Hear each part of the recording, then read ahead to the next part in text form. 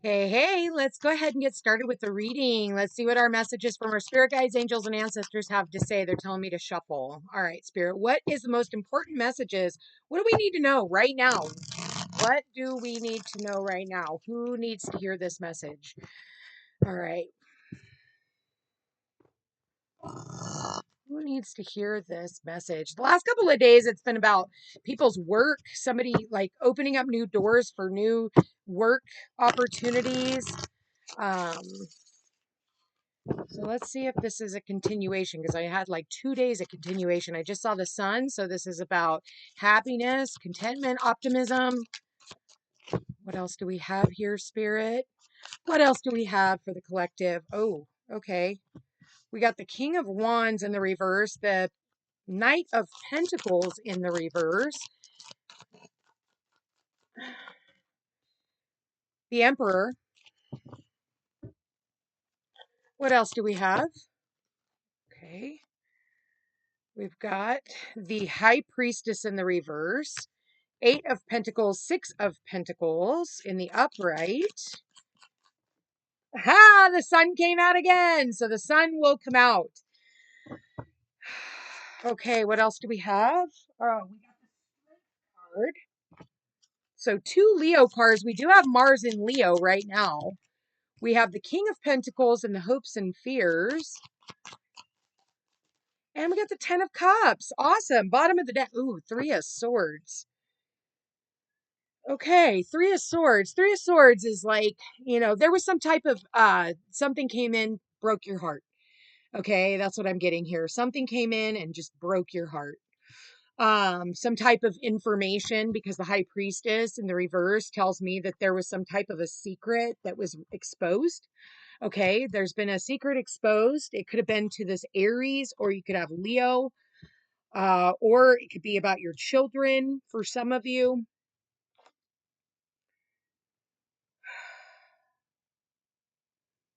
I think sometimes when we have the air knocked out of our, or the wind knocked out of our sails, it just kind of makes us like, it depletes us in energy. The King of Wands is usually like this go-getter energy.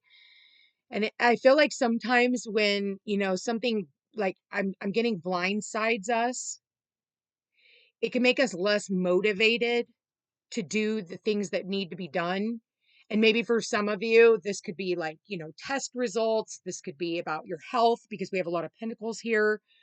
Um, but it's almost like we still have to stay focused. It's really sad because it's like, somebody passes away. We don't have time to grieve. We got to get back to work. We have bills to pay. Like nothing stops and stops at our convenience. It's like, you get a bad test result from the doctor and it's like, well, I still got to go to work because I still have bills while I'm still here on this earth. You know what I mean? Like, I'm almost, or, just something makes you sad. It hurts your feelings and you still have to just put your nose to the grindstone, even through the pain. And yeah, in some aspects, it's almost like we're, sweeping it under the rug. Okay, I'll deal with that later.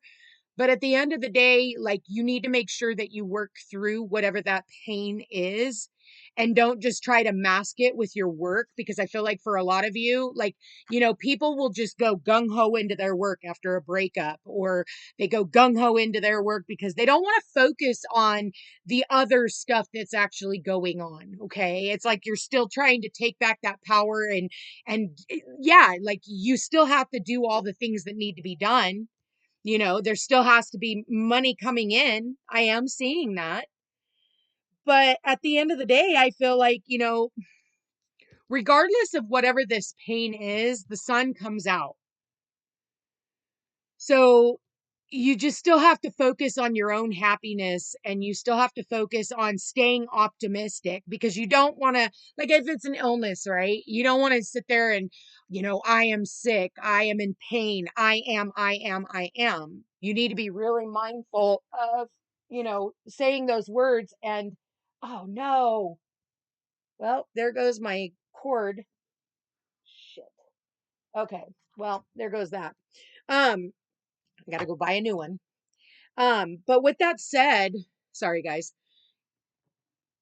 you don't want to attach to the I am, because I feel like you do that and you're destined for failure.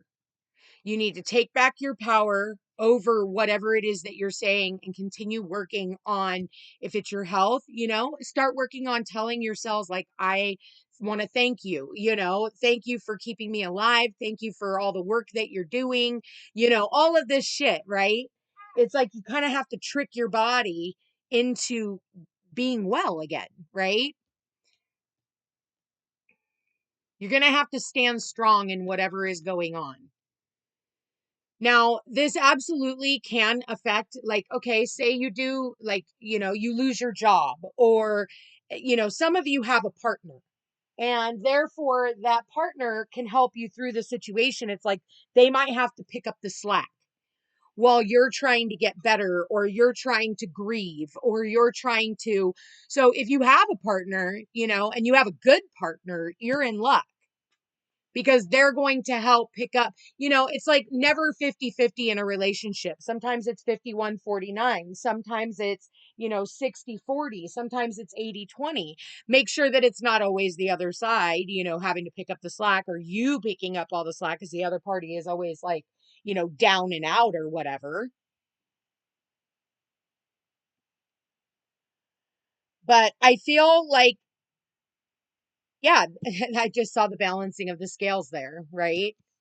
So, if you are lucky enough to have a really good partner, because not all of us have partners, and not all of us have good partners, it's like, when are you getting a job? When are you going to get over it?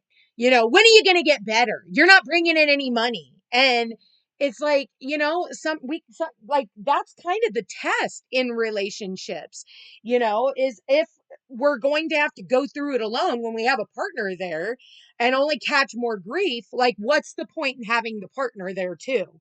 You know what I mean? And if you don't have a partner, it's like you don't have a choice. Like, you got to pick up the pieces, because nobody else is going to pay your bills. And no matter what, life is still lifing.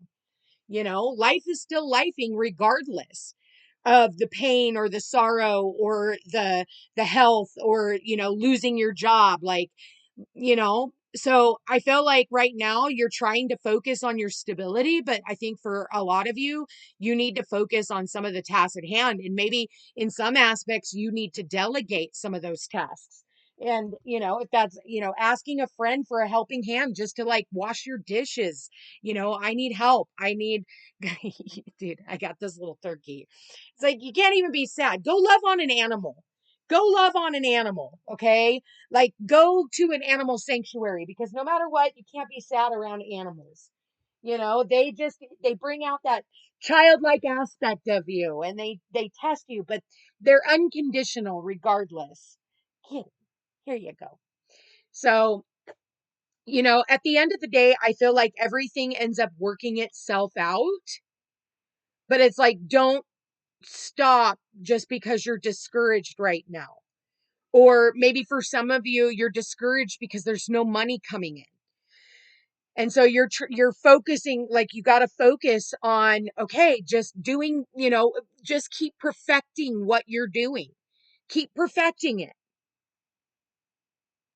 I feel like money is going to come through, and I do feel like you will be stable, for those of you who want to be stable enough to support your family, or even just support yourself.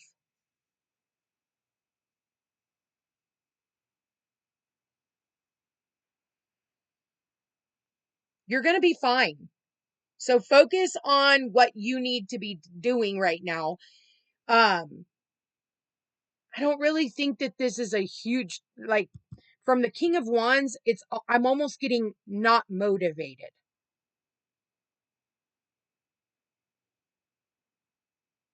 You're depleted in energy.